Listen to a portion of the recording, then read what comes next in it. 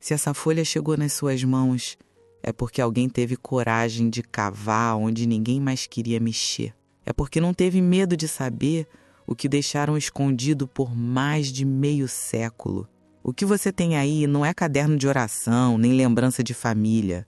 É confissão escrita com a mão falhando, mas com a memória viva, latejando feito ferida aberta. Disseram que a escravidão tinha acabado, mas não contaram pra gente. Na fazenda, tudo seguia como antes. Chicote, cerca, porta trancada. O senhor só ria, e a gente não sabia rir. Me chamo Bibiana de Santana, mulher preta, costurada de silêncio e raiva, escrevendo no canto da noite com medo de ser descoberta e ao mesmo tempo com vontade de ser ouvida. Não para ganhar pena, não quero lágrima, quero escuta. Quero que alguém leia cada linha como se estivesse olhando no fundo dos meus olhos e aguentasse que vai ver. Tô com mais de 60 anos quando escrevo isso. E cada ruga minha tem nome, cada dor tem hora marcada. Meu corpo é caderno antes mesmo de eu escrever. Mas dessa vez, não quero que fique só na pele. Quero no papel. Porque o que a gente não escreve, o tempo engole. Fui chamada para Casa Grande com 20 anos. 20 anos bem vividos, se é que se pode chamar de vida uma rotina de levantar com o galo e dormir depois da última vela apagar. Naquela época, eu era respeitada na senzala. Se é que preta tem direito a respeito onde branco manda? Eu sabia fazer chá, bordado, cuidar de criança, tratar de febre e ainda era boa de perna para moer cana sem tropeçar. Era vista como mulher de serviço certo. E isso naquele mundo torto já valia alguma coisa. Mas bastou a sinhá me chamar para dentro da casa, para dormir no quarto dos fundos e ajudar com os vestidos dela, que tudo mudou. Da noite pro dia, virei outra coisa no olho dos meus. Os da senzala começaram a me olhar atravessado, a virar o rosto, a cuspir no chão quando eu passava. Negra branca, diziam. Cozinha de senhor, cochichavam. Rosa foi a primeira a parar de falar comigo. Damião, que antes dividia a cabaça d'água comigo no fim do serviço, cuspiu nela e disse que quem se deita com cobra morre picado. Eles achavam que eu tinha subido na vida, que ganhar vestido bonito e dormir com o lençol limpo era sorte, que ficar perto da sinhá, da prata, dos talheres de nome francês era vantagem, mas eles não sabiam o preço. Não sabiam o que era fechar a porta e ouvir o ranger da madeira, o barulho da fivela se soltando e saber que ali, naquela hora, ninguém ia entrar, ninguém ia ouvir, ninguém ia salvar. Eu, de joelho, não rezando, só tentando manter o ar dentro do corpo, a alma em pedaços, o olho parado num ponto da parede para não desabar. E depois, limpar o chão, ajeitar o vestido, sair com um sorriso seco e fingir que nada aconteceu. E eles achando que eu tinha sorte. Assim sabia e calava. Às vezes me olhava de canto, com raiva e pena misturada. Me dava perfume barato, laço de fita e dizia que eu era sua menina de dentro. Mas nunca perguntou se eu queria, nunca perguntou se doía. O senhor, esse não falava muito, só mandava e eu obedecia. Não por medo dele, mas porque eu já sabia que ali desobedecer era cavar a própria cova. Na Casa Grande, cada móvel sabia o que acontecia. O assoalho rangia como se reclamasse. As paredes tinham ouvido. Eu escutava o choro de Rosa pela fresta da porta, as rezas de Zefa na madrugada e sabia, não era só comigo. Nenhuma de nós estava livre. Só que eu era a que aguentava calada. E isso me deu o que eles nunca esperavam. Tempo. Tempo para olhar, para escutar, para lembrar. Cada noite era uma marca nova. Não no corpo, que isso o tempo apaga, mas na cabeça, na alma, nos cantos onde a palavra não alcança. E fui juntando essas marcas como quem junta pedra no bolso antes de atravessar o rio. Um dia, sabia eu, ia precisar jogar. Rosa me olhava como quem vê traidora. Zefa rezava por mim, mas sem me olhar nos olhos. Os homens da senzala passaram a me chamar de Madama da Vergonha, e as crianças me evitavam como se eu fosse doença. Mas o senhor continuava vindo, e eu continuava viva. Foi aí que entendi que ser viva era minha arma, que ficar de pé, mesmo rachada por dentro, era o que ele não esperava. Ele queria me moer até eu virar silêncio, mas eu fui guardando cada toque, cada palavra, cada noite. Fiz da memória meu castigo para ele. E agora escrevo, porque se eu morrer sem deixar isso, aí sim ele vence. Aí sim minha história vira poeira e ninguém mais escuta o que aconteceu atrás daquela porta de madeira pesada, no quarto de visitas que virou cativeiro. O senhor me tratava como propriedade, mas daquelas que ninguém mostra, daquelas que se guarda no fundo do armário, atrás da cortina, só para usar quando a casa toda dorme. Ele não falava meu nome, não me chamava de Bibiana. Ele dizia, aquela lá, ou então estalava os dedos. E eu ia, porque se não fosse, sabia o que vinha depois. E o depois era sempre pior. Abre a boca, mas não para falar. Foi isso que ele disse uma noite, com a mão segurando meu queixo. E eu obedeci, porque era isso ou sangrar até o dia clarear. Ninguém nunca falou disso alto, mas toda a preta de dentro sabia o que significava o barulho da porta fechando atrás de si. Era como sentença. Ninguém gritava.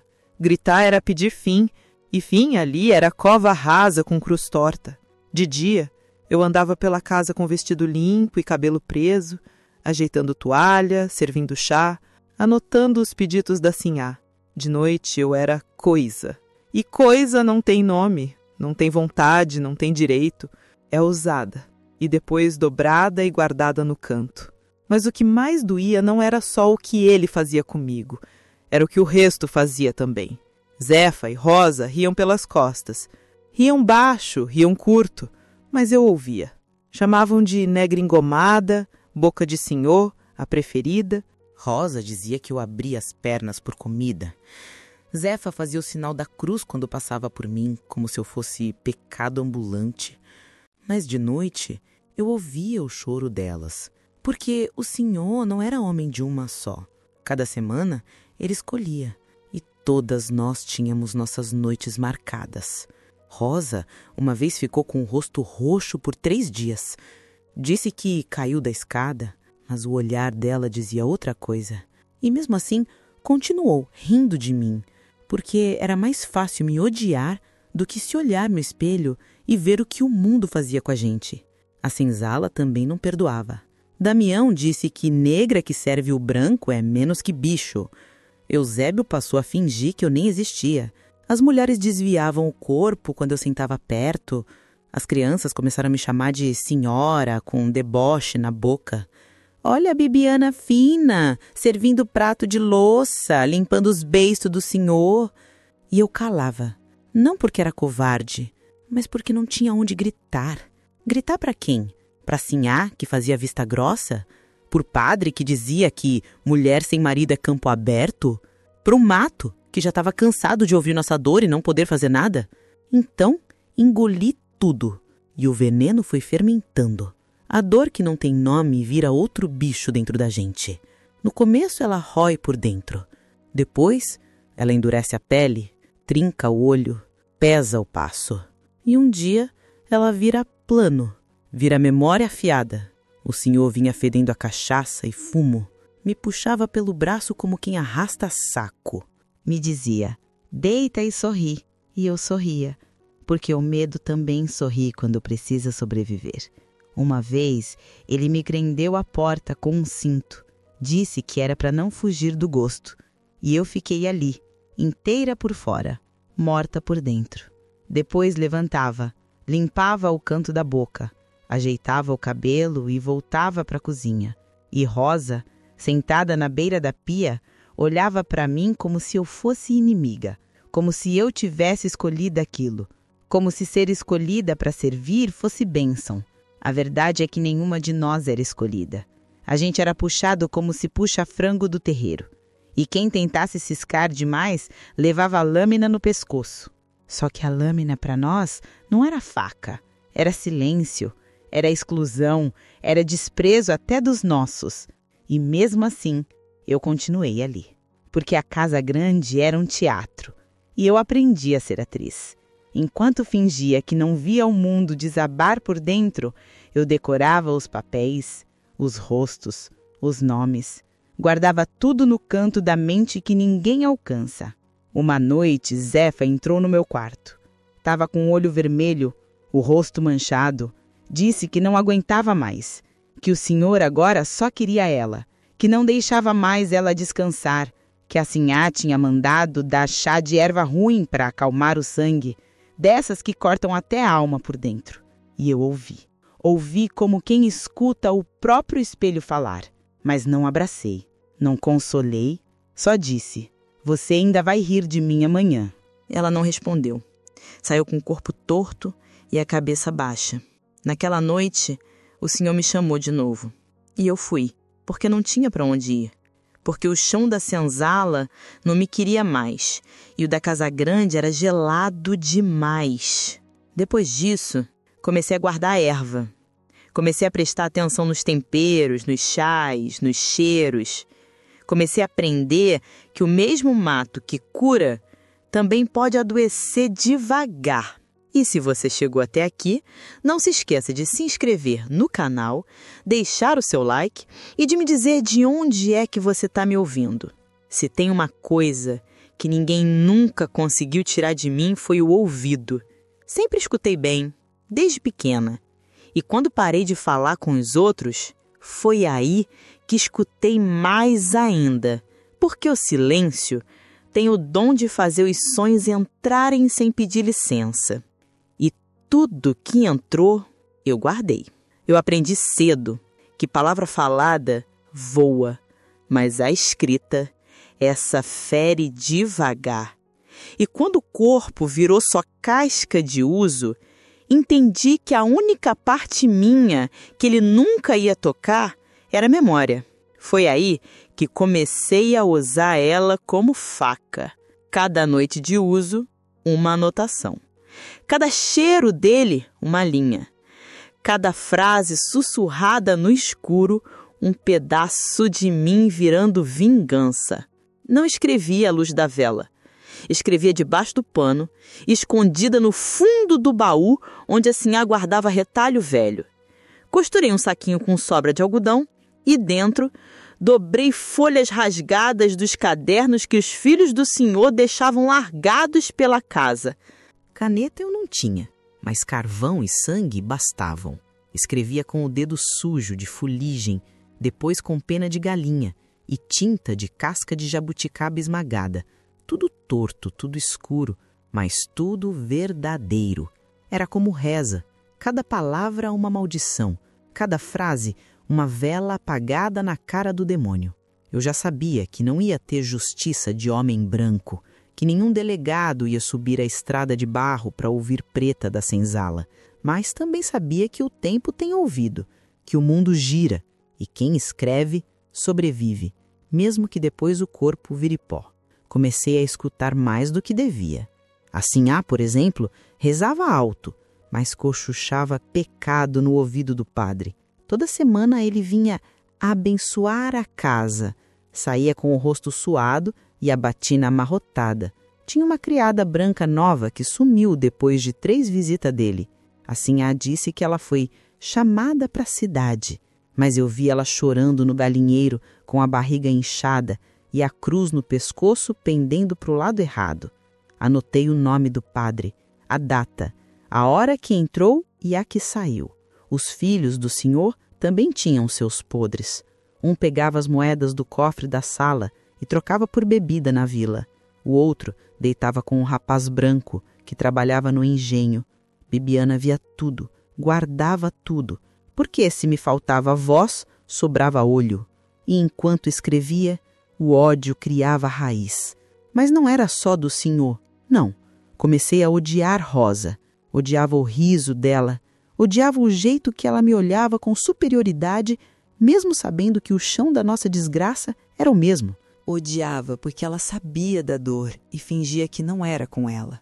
E quando era com ela, ria da minha, como se isso apagasse a dela.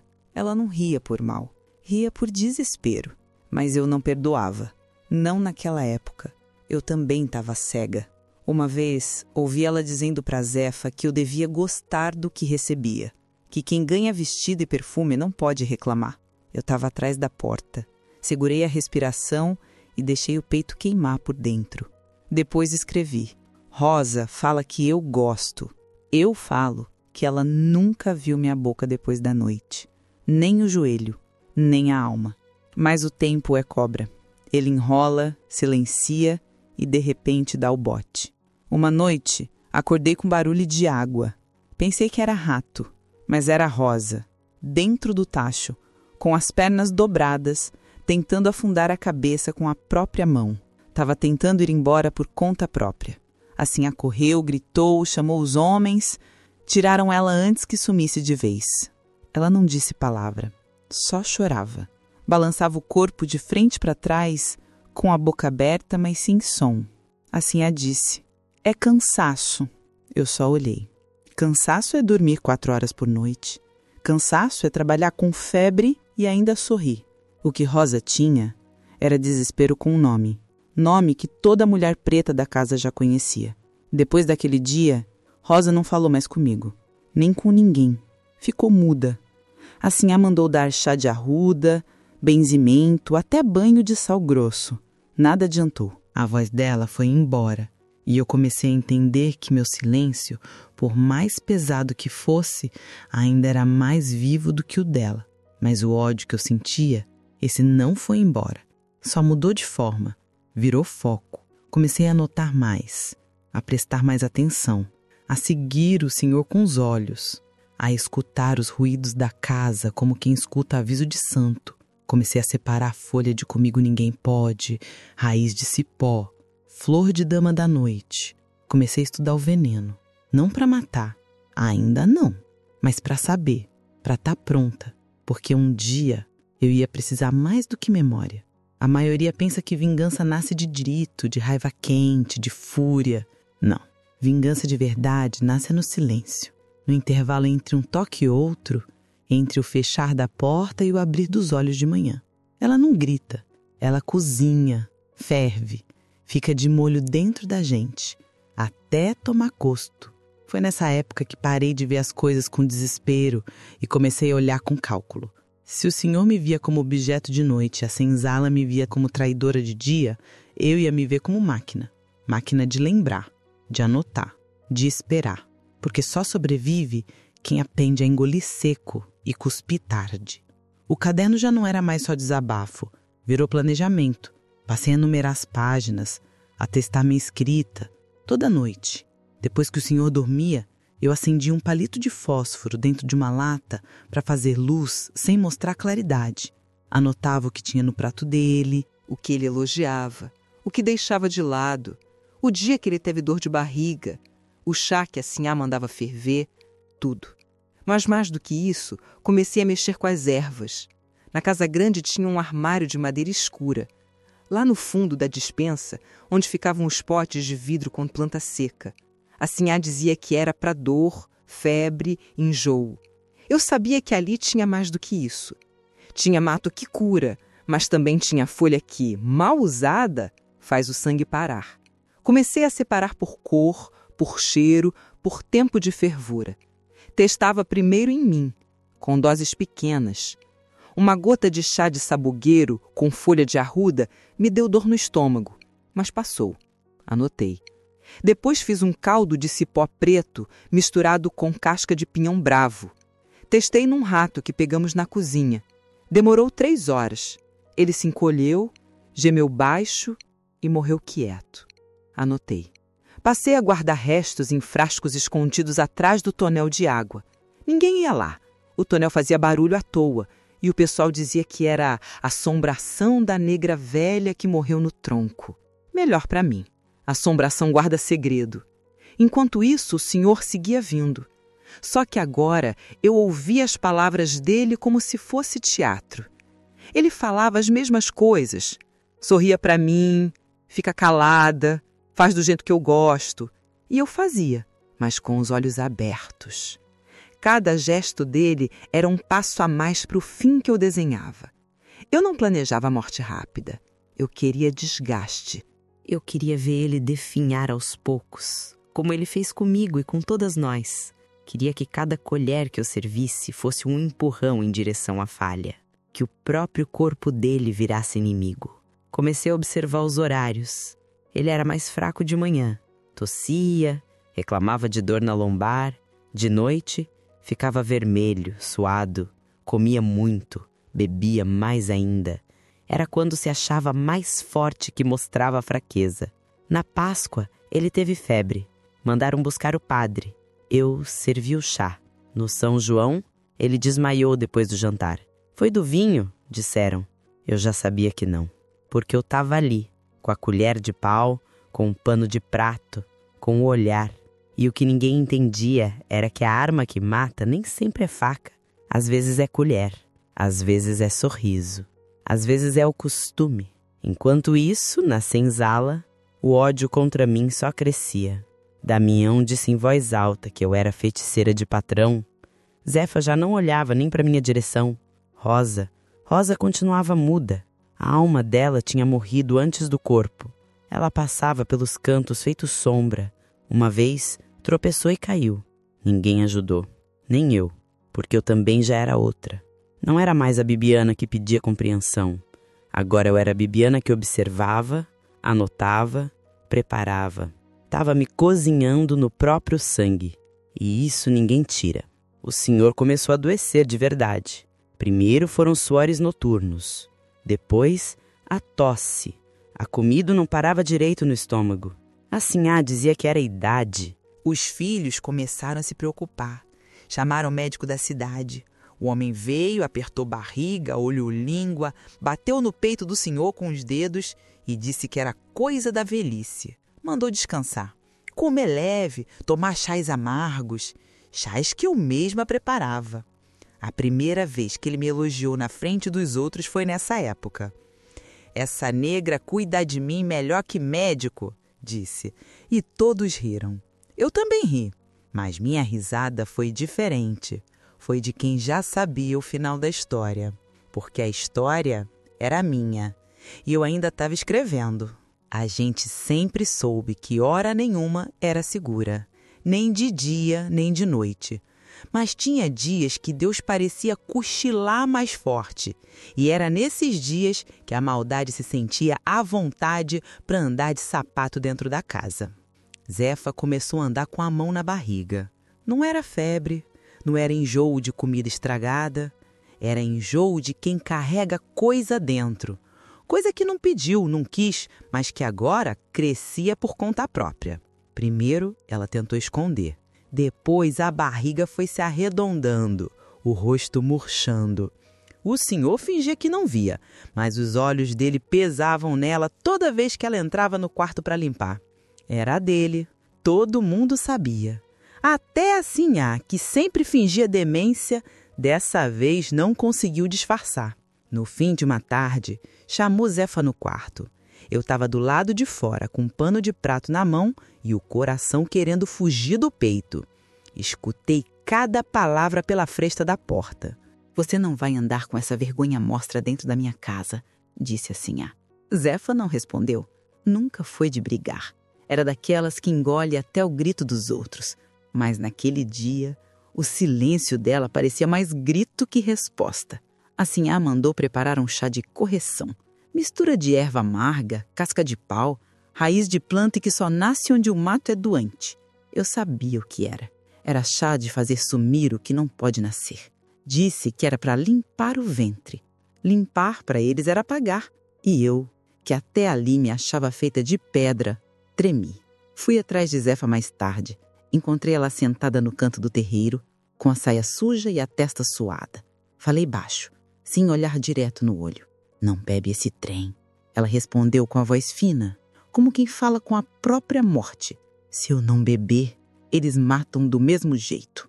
Fiquei calada, porque ela tinha razão. No dia seguinte, a cozinheira preparou o chá. A sinhá mandou por mel para disfarçar o gosto. Zefa bebeu em jejum. Eu vi ela segurando o copo com as duas mãos, como quem segura a faca. Vi os olhos dela fecharem devagar, como se dissesse adeus para dentro. Depois disso, ela sangrou por 4 dias. Sangue que escorria até o tornozelo. Chorava sem som. Morria em pedaço. A sinhá disse que era castigo divino, que Deus não deixa nascer o que vem do pecado. Eu, que até ali estava esperando o Senhor definhar aos poucos com o meu chá dosado, comecei a ver que aquilo tudo era pouco. A raiva não era mais só dele, era do nome, da família, do sobrenome que assinava papel de propriedade, casamento, batizado, escritura de gente e de gado. Era da estrutura que ensinava a mulher branca a envenenar com erva enquanto segurava terço. Foi aí que percebi. Não bastava matar o Senhor. Matar ele era aliviar. Era deixar os outros viverem limpos, com o corpo dele apodrecendo sozinho. Eu queria que a verdade ficasse viva. Que cada um deles, da sinhá aos filhos, do padre ao feitor, visse a casa cair com os próprios olhos. Que não fosse morte, fosse desnudamento, exposição, gritaria. Comecei a guardar tudo. Escondi no caderno os nomes dos que participaram do chá da Zefa, a data, o nome da erva, as frases ditas, as reações. Separei fios de cabelo da sinhá que caíam no pente. Escondi o pedaço do pano manchado de sangue de Zefa que achei na bacia. Enterrei parte da casca da planta usada no chá de aborto. Anotei tudo, detalhado, minucioso, página por página. Não era mais só carta de raiva. Era para não esquecer nunca que fizeram aquela maldade. Se um dia alguém achasse aquilo, teria como provar. Como saber que a Casa Grande era cemitério sem lápide. Que por trás das cortinas de renda tinha criança morta antes de nascer, mulher preta quebrada antes de viver, história enterrada sem vela. Zefa sobreviveu, mas não voltou a sorrir nem a dormir. Ficava sentada no batente com a mão vazia em cima da barriga que não estava mais lá. Quando a sinhá passava, ela abaixava a cabeça. Mas quando o Senhor passava, ela fechava os olhos, como quem reza ou amaldiçoa. Eu continuei servindo os chás dele, mas agora meu olhar era outro.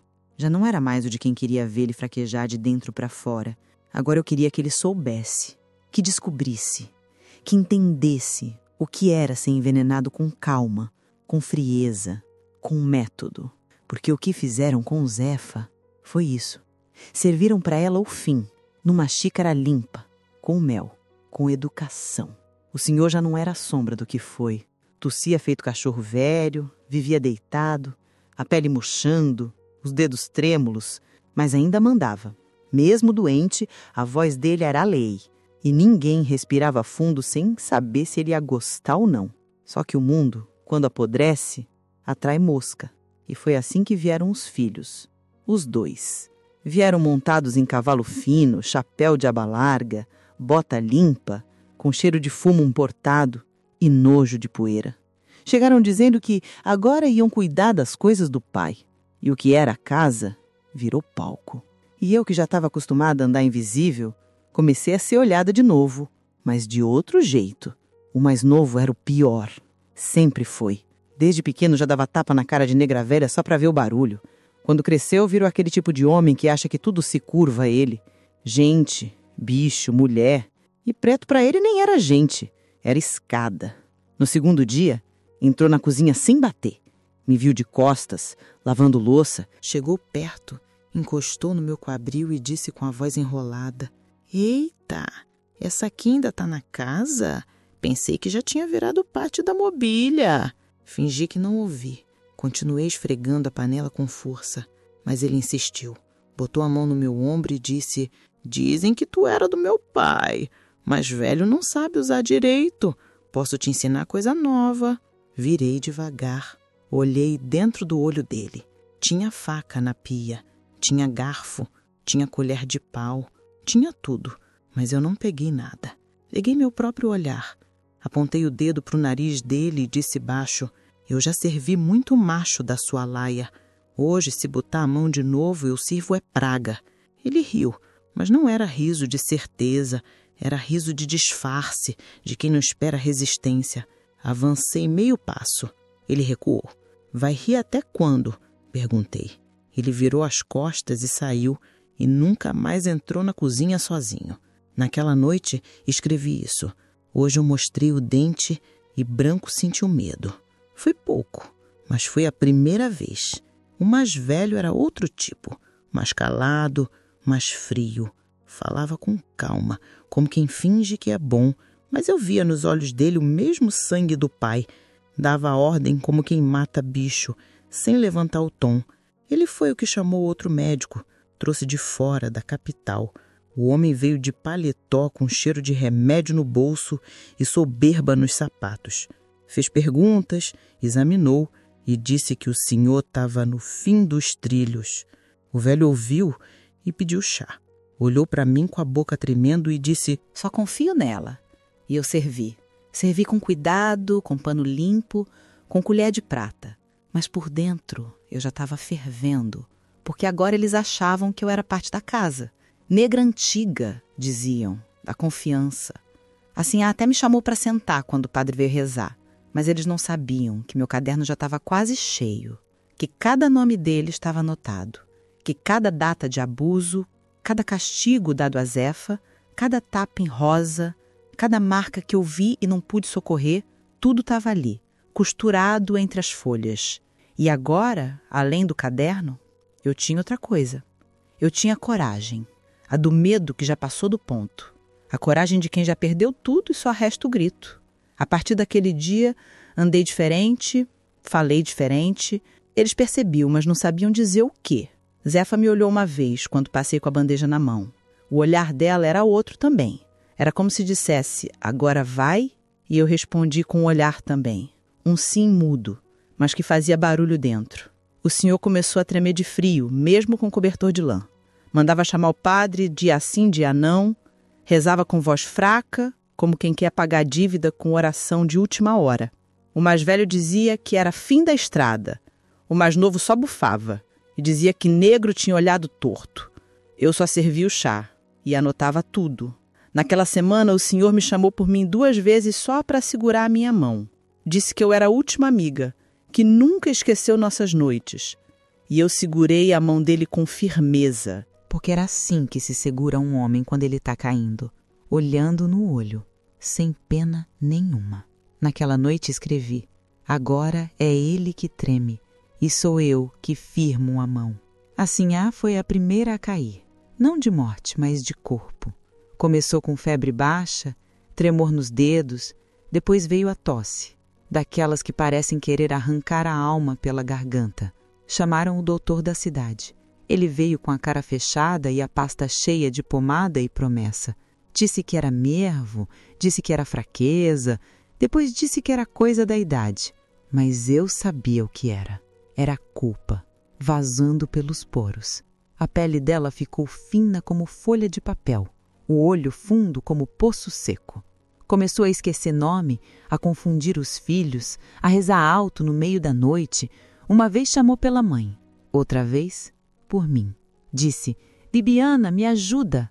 Eu não respondi. Só fiquei ali, parada, segurando a vasilha de água com vinagre. Olhei nos olhos dela e pensei: quem envenena útero não merece consolo. Já o senhor, esse começou a tossir sangue. Começou devagar, uma mancha no lenço. Depois veio o pigarro grosso, os acessos de tosse que deixavam ele roxo, deitado na rede, como se o corpo não coubesse mais nele. Chamaram médico. 2. Um disse que era pulmão fraco. Outro falou de doença vinda do engenho, por causa do pó da cana. Mas eu sabia, porque quem preparava o chá era eu. Toda noite, bem medido, bem dosado. Erva preta com folha de mandacaru. Não mata rápido, nem no grito. Mata no silêncio. Vai secando por dentro, apodrecendo devagar. O corpo vai desistindo sem entender por quê. E a cabeça continua acordada, assistindo tudo. Naquela última noite, ele me chamou para perto da rede. A boca tremia. O olho já não fixava mais. Disse: negra, minha companheira, me dá o chá. E eu dei.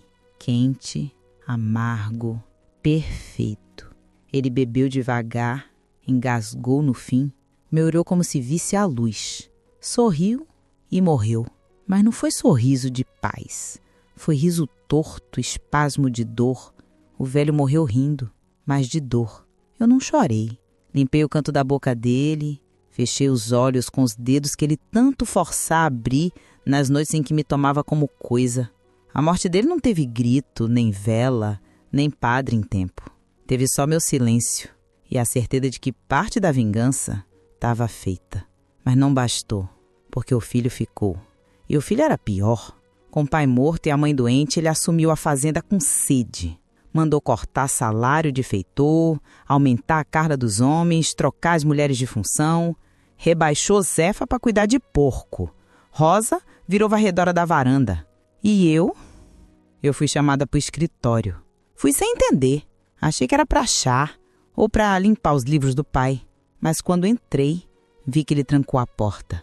Vi que no canto da sala tinha um móvel pesado, uma espécie de aparador antigo com corda. Vi que ele não estava de luto, estava de caça. Disse: se tu era do meu pai, agora é minha. Tentei sair. Ele me puxou. Resisti, mordi, arranhei, chutei. Ele me bateu com a mão, com a raiva, com o sangue que herdou. Me chamou de tudo, me jogou contra o móvel, me amarrou. Tentei gritar, ele bateu de novo e depois fez o que não devia. Não lembro o fim, só lembro do escuro. Quando abri os olhos, estava jogada na parte de trás da senzala. Cheiro de palha molhada, dor no corpo, gosto de sangue na boca. O mundo girava, o peito ardia, a alma, eu não sabia onde estava. Levei horas para sentar, mais ainda para levantar. Não tinha ninguém, nem um olhar, nem uma mão.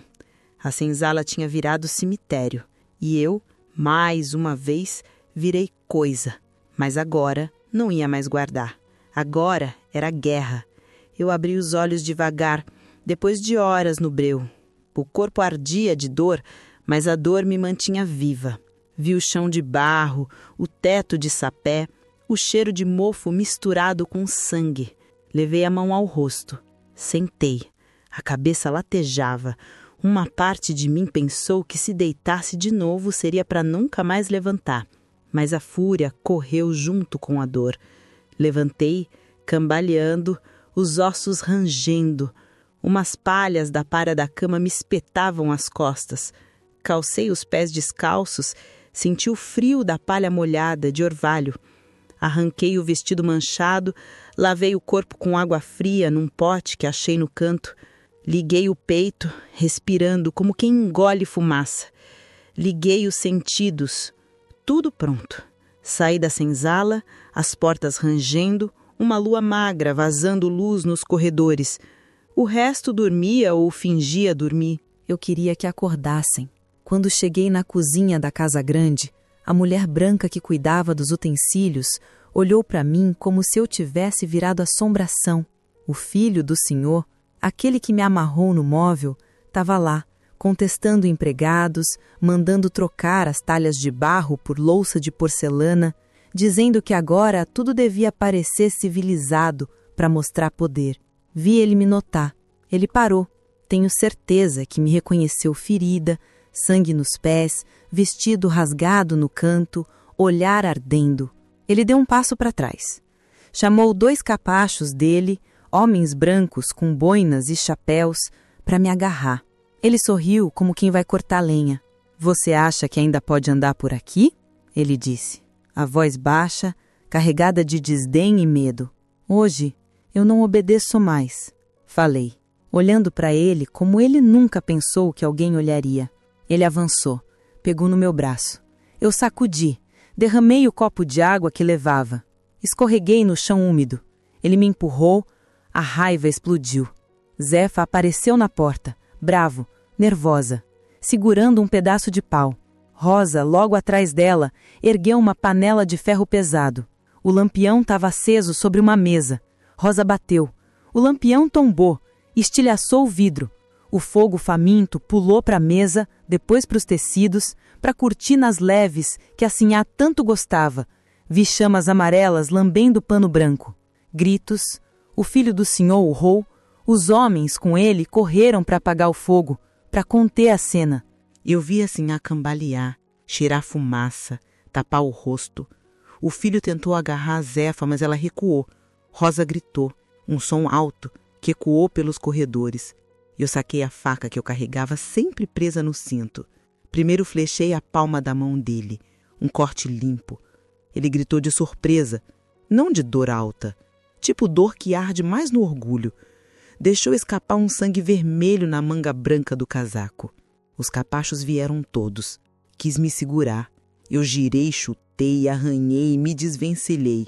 Corri por um corredor lateral, chão de pedra, porta entreaberta, o gemido de alguém preso. Fomos todos para a escada, para a varanda dos fundos. Eu ouvi o riso nervoso dele, pensamento de que ia me dominar, mas a varanda era comprida, madeira rangendo. Zefa me seguiu, Rosa correndo atrás. A fumaça subia, sacudia as janelas, o fogo no pano estava crescendo. Dentro da casa grande, móveis sendo empurrados, gente babando queima e cheiro de madeira viva queimando. Cheguei ao escritório. Porta trancada, mas rachada. Empurrei. Vi o cofre aberto que ele guardava com os papéis. Escrituras, dinheiro, documentos do engenho, registros que mostravam quantas almas trabalhavam, quem devia quanto, o nome do padre que dividia lucro com o senhor. Agarrei tudo. Papéis molhados de suor, moeda de cobre, medalhinhas que a sinhá carregava escondidas. Saí pela porta da frente. Estava escuro lá fora. Noite plena. Estrelas escondidas por nuvens. Ouvi passos atrás de mim. Corridas, gritos. Alguém gritou, pega ela! Mas ninguém veio. A terra seca rangia nos meus pés. Corri. Sangue manchava pedra, folhas, gravetos. Zefa e Rosa me alcançaram. Rosa tinha um pedaço de vidro na mão. Zefa o pau. Estávamos cobertas de fuligem, de cheiro de queimado, de fumaça, mas vivas. Olhei para as duas. A gente saiu. Mas agora é eles que vão correr, eu disse. E corremos para o mato, para a estrada de terra, para longe daquela porta que fechava, daquela casa que achava que tinha poder para quebrar a gente. Atrás de nós, os gritos, vidros estilhaçados, ordem gritada, gente correndo. A natureza parecia segurar o fôlego. Foi a primeira vez que senti que eu não era presa, que o passo de fuga era passo de liberdade. Eu nunca soube bem o que é milagre, mas naquele dia o que segurou nossas pernas foi alguma força que eu não chamo de Deus, porque Deus mesmo já tinha me virado a cara fazia tempo. Foi outra coisa, fúria talvez. Raiva de morrer de joelho. O que nos empurrou pelo mato não foi esperança. Foi sede de continuar e de não deixar eles rirem por último. A gente saiu da estrada pela lateral do morro, depois do fogo, da faca e do sangue. E eu ia na frente, puxando Rosa, com Zefa meio arrastada atrás, já com febre.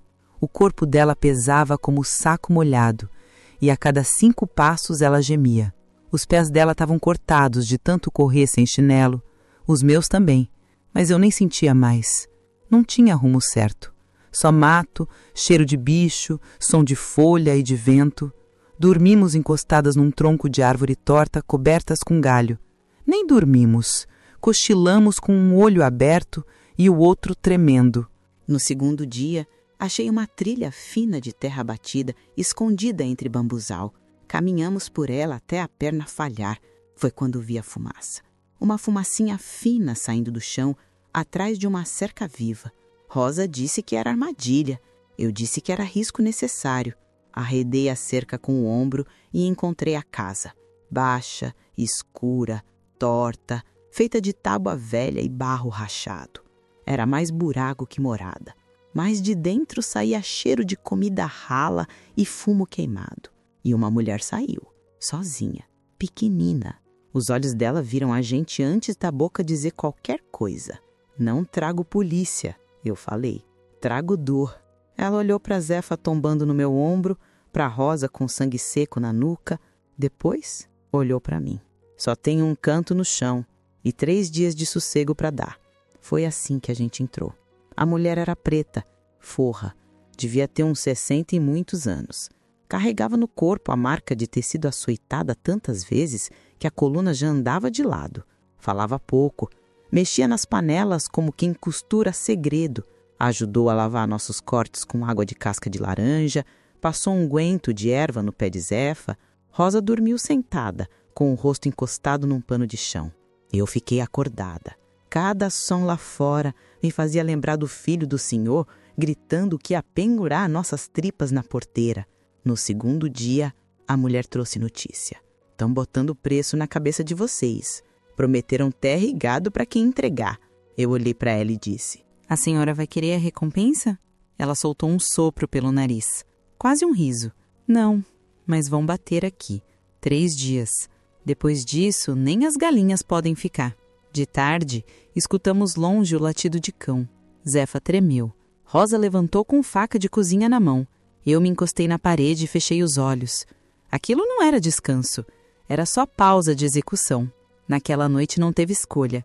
Juntei umas raízes secas, amarrei com barbante, enfiei 2 punhados de farinha num pano velho, dei tapa no rosto de Zefa até ela acordar. Se não andar, vai morrer dormindo, eu disse. Rosa me olhou. Não disse nada. Já sabia. A mulher nos deu um pedaço de madeira com ponta, para defender se precisasse, e um cantil com água. Sigam o trilho do riacho. Quando ele sumir no brejo, virem à esquerda. Tem mato alto. Dá para enganar cão. Eu não agradeci. Só assenti com a cabeça. Saímos no escuro, com a luz escondida, vento gelado soprando seco. O mato cortava o tornozelo, as pedras furavam o pé, mas a morte andava atrás, e isso deixava o passo rápido. Foi no 3º vale que os latidos começaram. 4 cachorros, um deles com rosnado de raiva. Corri com Rosa pela frente, Zefa escorregando. Me escondi num buraco de tatu. Cobri a entrada com folha. O chão era úmido, fedido. Rosa mordeu o próprio braço para não gritar. O cão chegou perto, cheirou a entrada. Parou. O jagunço que vinha atrás dele tinha dente de ouro. Vi quando passou com tocha e disse para o outro: Elas estão perto. Eu sinto cheiro de medo. Fiquei com um punho fechado. Quase desejei que ele botasse a cara no buraco.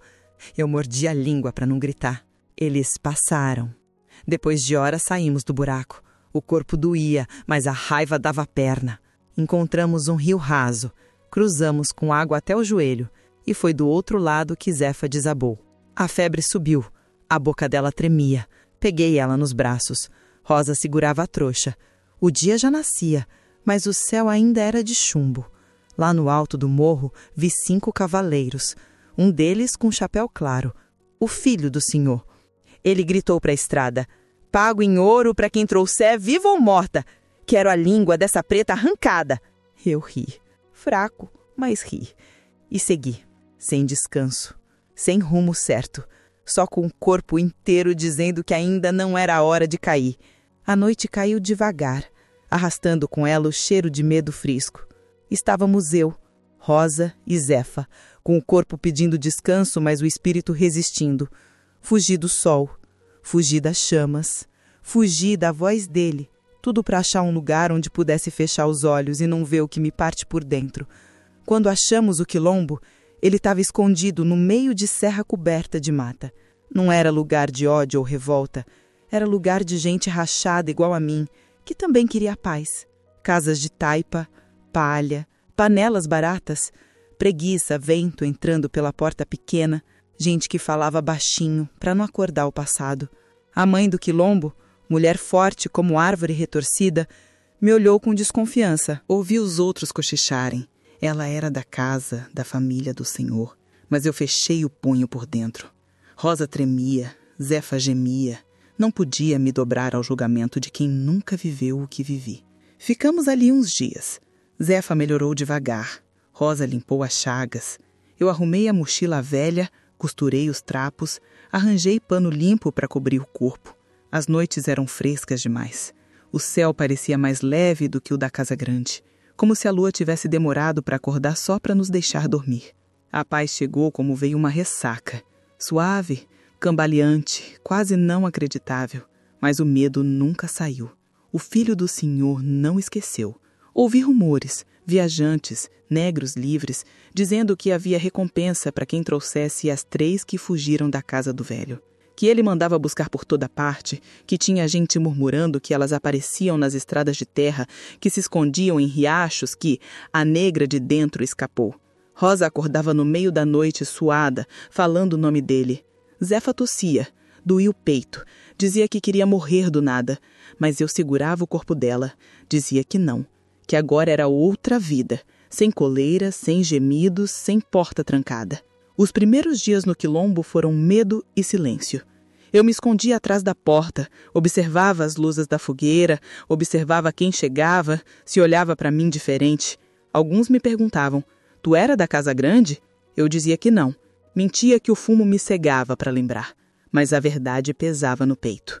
Depois de umas noites, percebi que paz sem chão firme é conto. Que se eu ficasse parada, as lembranças me achariam. A dor me encontraria.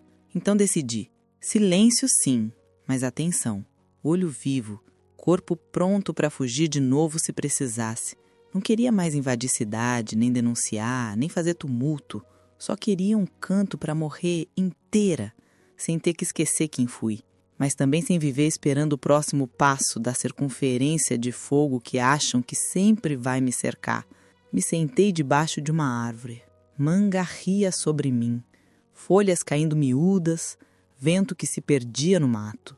Zefa dormia dos meus pés. Rosa costurava a camisa velha dela. Olhei para o céu. Não vi estrela. Só a nuvem. Pareceu bom. Pareceu justo. Disse baixinho para mim mesma. Eu não quero mais gritar. Só quero viver quieta, como o bicho que escapou do abate. Ficamos ali umas horas. A noite inteira atravessou sem que nenhum jagunço estivesse à vista. O silêncio foi o som mais doce que já escutei. Acordei para ver Rosa dormindo leve. Zefa com respiração trêmula, batendo no peito. Fechei os olhos para não ver as cicatrizes. Levei a mão aos nós do meu braço. Senti o braço forte ainda. Senti a vontade de continuar viva. Quando o sol apareceu, ele trouxe calor. O calor do dia que pode queimar, mas que também pode clarear. Fiz café ralo. Elas beberam devagar. Eu olhei para o mato verde, para o arvoredo, para o rastro da noite. Pensei, se alguém vier atrás, que me ache sentada, olhando o céu, não correndo. Dias chegaram leves, devagar, como quem soube brincar de mentira. O vento da manhã subia, o cheiro de café ralo vindo da panela de barro, as galinhas cantando porque ainda não sabiam do perigo. Ou fingiam que não sabiam. Rosa costurava na beira da fogueira, o canto da agulha furando o pano velho. Zefa, deitada sobre coberta fina, tossia, o corpo fraco, respirando difícil, mas respirando. Eu ficava olhando os corpos delas, contando os ossos marcados, os cortes que ainda abriam carne, as olheiras que a noite gruda na gente. À noite, às vezes, o silêncio parece ataque. Ouço o lamento do vento, o barulho de folhas, o estalar de galho, até a lupa da lua me doer no rosto. Aí eu penso, será que fiz certo de fugir, de deixar cinzas para trás, de escolher essa estrada invisível de quem não pede, de quem escapa? Foi numa dessas noites que Zefa, com voz rouca, perguntou, olhando para a lua, que parecia vela acesa no alto. Bebi, tu se arrepende? Ela engoliu o tremor antes de falar. A voz dela foi sombra de medo. Rosa parou de remendar o tecido. As mãos dela seguraram o pano forte, apertando. Eu senti o peiço apertar, o corpo pesar, porque arrependimento é palavra pesada demais, encravada no osso. Fechei os olhos. Lembrei dos vestidos rasgados, dos dedos marcados, do gosto de sangue seco. Lembrei do que ele fez, das noites silenciosas, da porta trancada, do grito que finge mudo, da lágrima que escorre escondida, da alma que ele quis escrava, quis sem dono. Respirei fundo, contei até ouvir a respiração de Zefa, o estalar da fogueira, o impacto do frio. Abri os olhos pro breu, pro céu que não deixava ver estrela. Não, disse eu. Se arrepender seria dizer que fui fraca, que aceitei calar.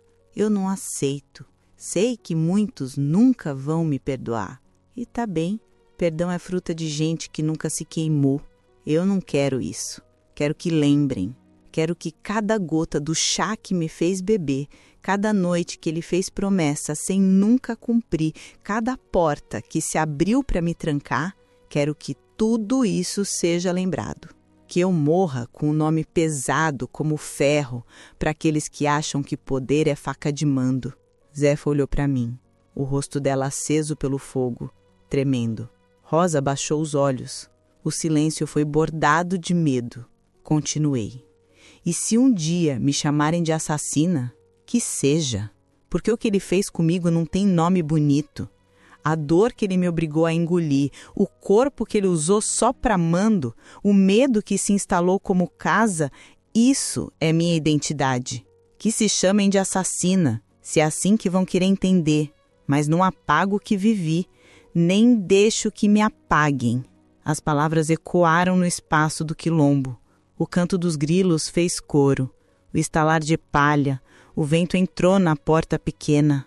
Senti Rosa segurar minha mão. Senti Zefa respirar fundo, quase sem voz. Uma parte de mim quis chorar. Chorar porque fui curva demais, calejada demais. Mas não chorei. Limpei o rosto com a palma da mão.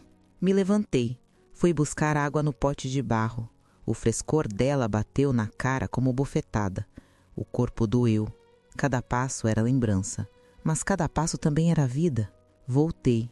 Sentei com elas diante do fogo. A fogueira tremia, as brasas estalando. Rosa jogou um punhado de cinza no chão. Zefa tossiu. Eu observei a escuridão além do círculo de fogo, onde animais se escondiam, onde o tempo parecia não existir. Olhei para o céu coberto. Pensei, eu quero acordar amanhã sem susto, sem pensar, e se vierem? Pensar só no vento, no raio de sol, no cheiro de terra. Ser irmão da chuva, ser irmã da lua. Dormir de madrugada sem olhar por cima do ombro.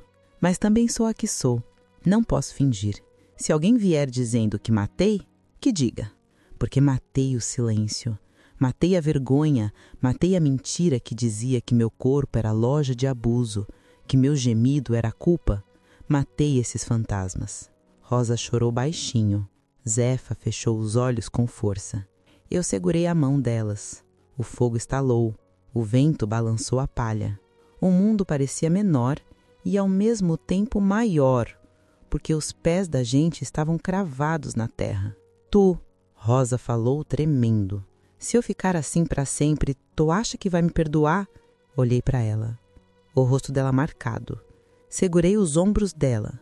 Não busco perdão, mas tu vai caminhar sem vergonha. Tu vai dormir sem medo e teu nome nunca vai estar escondido.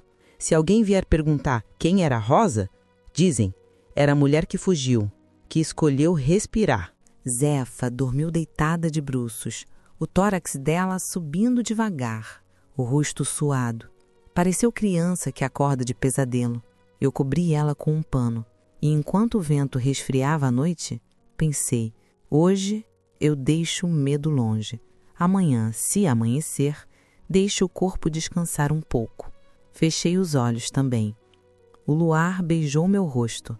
O silêncio por uma vez pareceu abraço, e soube que não estou sozinha no desespero. Não estou sozinha no desejo de paz. Os dias no quilombo passaram com aquele peso de novidade. Respirar sem correria, acordar sem ouvir a porta ranger, deitar no chão sem pensar. E se vierem? Cada manhã era prêmio. Parecia coisa proibida. Mas dentro de mim, o corpo ainda tremia de medo. Cada som novo, cada sombra chegando, fazia meu peito sair pela boca. Foi numa tarde de calor úmido que ele apareceu direito.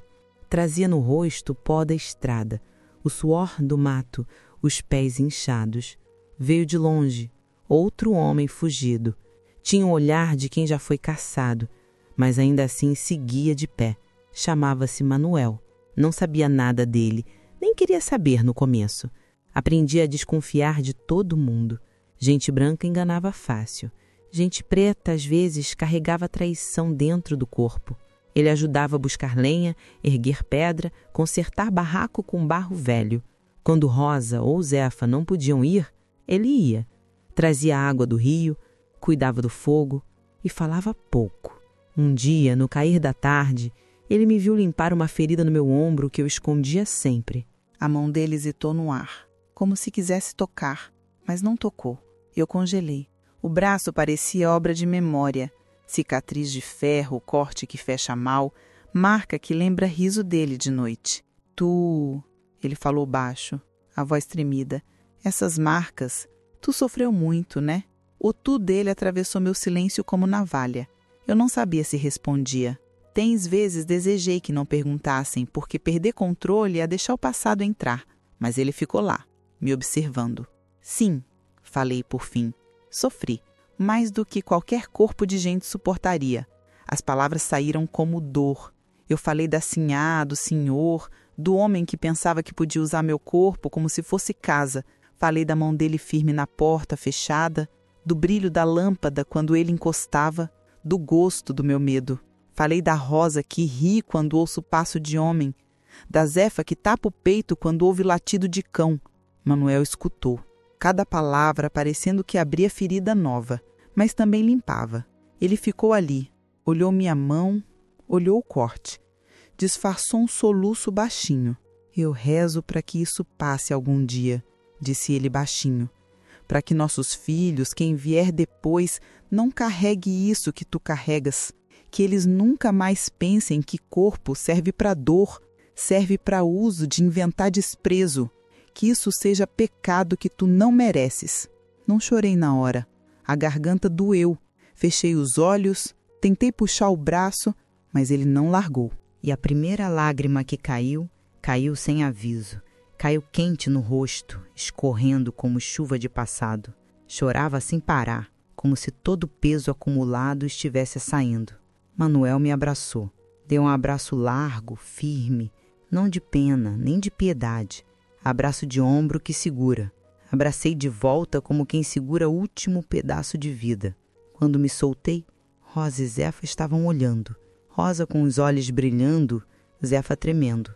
Eu limpei o rosto com as costas da mão. As marcas ainda estavam. A dor ainda era parte de mim. Mas ali, naquele abraço, senti que parte do frio sumia. Depois disso, nosso laço cresceu devagar. Manuel ajudava nos dias difíceis, trazendo água, pescando, cortando lenha. Rosa e ele trocavam risadas baixas quando ninguém via. Zefa ficava perto do fogo, vendo ele remendar sapato rasgado. Eu via no jeito dele andar ao meu lado que ele entendia. Não tudo, porque ninguém entende tudo, mas ele não fugia. A comunidade nos olhava diferente, uns com suspeita. Ela que era da casa grande, agora amiga de homem que fugiu, outros com respeito silencioso. Ele participava da roça, do roçado, das plantações de mandioca, tocava na terra, plantava. Eu plantava pedaços de mim noutra terra, com ele ajudando. E ele rezava, recia com voz de prece solta, pedindo aos ancestrais, pedindo ao vento, pedindo à lua, que o que passamos não volte, que os filhos de quem fugiu possam dormir sem medo, caminhar no mato sem olhar para trás. Não que isso apagasse o que vivi, mas aprendi a existir com isso, com minha dor, com minha marca. Mulheres do quilombo vinham me olhar e falar de coragem. Eu ria por dentro, pensando que coragem é segurar choro que ninguém vê, segurar corpo que pesa, continuar mesmo quando a alma quer desistir. Manuel me dizia às vezes, tua voz é cutelo, tua dor é mensagem. E eu respondia com um risinho rouco, dolorosa demais para ser lembrada. Ele dizia, mas precisa ser. E eu deixava. O abraço dele começou a ser consolo. Não cura, não muda o que fizeram, mas alivia o peso de carregar a invisível. Ele punha coberta no meu colo, dividia o sótão de palha comigo, tomava conta para que Rosa chegasse segura, para que Zefa tivesse cuidado. Quando adormecia, eu ouvia a respiração dele suave, como se dissesse que amanhã podia ser um pouco menos medo. E pela primeira vez em muito tempo, deitei sem pensar se amanhã era caça. Deitei pensando que podia haver amanhecer, que podia haver riso sem nó na garganta, que podia haver um pedaço de noite que fosse só descanso. Depois de muitos anos dormindo com o olho grudado na sombra, acordei uma madrugada diferente. O vento não parecia agressivo, vinha macio, passeando pelo rosto. Ouvi Rosa e Zefa respirando tranquilas, as chamas da fogueira se ajeitando, o cheiro de chuva longe vindo. E pensei, talvez possa haver amanhecer que não tenha correria. Talvez eu não precise mais mover o pé pronto para fugir. Manuel estava sentado perto da fonte de água no canto do quilombo, olhando o luar cair no espelho escuro da água. Ele estava lendo o pedaço de folha de palmeira, limpando uma ferramenta de colher. Quando me viu, sorriu algo quase de paz. Não era sorriso de ilusão. Era de quem achou um pedaço de chão seguro. Vem buscar água, disse ele, erguendo o balde. Pensei em buscar frutas depois. Não perguntei demais. A paz ainda me deixava insegura, mas levantei para ir com ele. Fomos juntos até o riacho, o barro frio nos pés, o céu aberto em cima. Ouvi o som da água, do vento, o farfalhar de mato. Manuel me olhou de canto. Bibiana, acho que as pessoas já não falam tanto de vocês fugidas. Acho que o tempo começa a cansar quem quer ver medo. Não falei nada, olhei para a água espelhada, vi minhas cicatrizes no reflexo, as marcas dele, as noites que inventei coragem para lembrar que sou inteira. Ele segurou-me a mão, leve, disse, me perdoa por existir perto quando tu sofreu tanto? Não fui preparada para isso. O peito tremeu, uma lágrima caiu. Ele abraçou meu braço, apertou com cuidado. Não era abraço de dono. Era abraço de alguém que viu a chaga e quis fazer parte de cura. O amor nasceu assim, pequeno, silencioso, no espaço entre a dor e a vontade de continuar. Com o tempo, os rumores foram silenciando. Não que sumissem, mas ficaram longe. Gente passava na estrada dizendo ter visto figuras andando no escuro de mata. São elas, são eles. Mas ninguém teve coragem de entrar. Os homens que antes mandavam cartas, mandavam jagunços, se calaram. Talvez porque viram que a gente não fugia mais, que sabia se esconder da sombra. Ou talvez porque entenderam que quem correu tanto para viver não volta mais para Tremor de Senhor. Manuel e eu ficamos juntos. Não como promessa alta de festa, mas com o corpo de companheiro. Rosa ria quando via a gente dividir colher de comida. Zefa fazia careta quando Manuel errava o jeito de fazer panela ou cortar lenha. Ríamos dos erros dele, dos meus.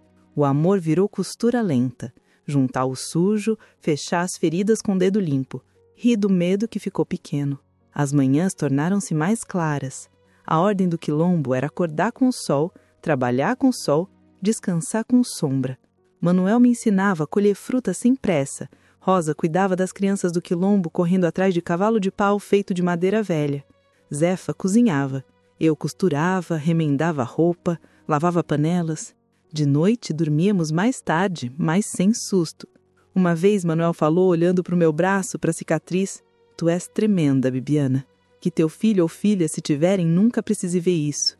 Que o teu nome seja canto de vitória, não de denúncia.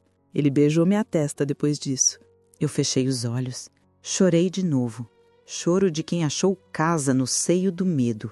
Não tenho fé grande em justiça dos homens, mas tenho fé em que essa vida miúda conta, que cada gesto de paz é rebelião, que se viver é vencer. E a paz chegou sim, porque deixamos de correr, porque deixamos de olhar atrás, porque deixamos de carregar correntes nos pés e nas mãos, porque achamos abrigo num pedaço de terra que parece abraço. Não é final de história famosa, não há monumento, não há nome em praça, mas há riso, há companhia, há amanhecer que não dói, há dia, que pode ser só dia. Rosa dorme leve ao meu lado. Zefa sorri com a boca cheia de farinha. Manuel canta baixinho lá fora, acordando o mundo devagar. E eu, Bibiana, fico ali deitada, sentindo o coração batendo forte, porque posso sentir.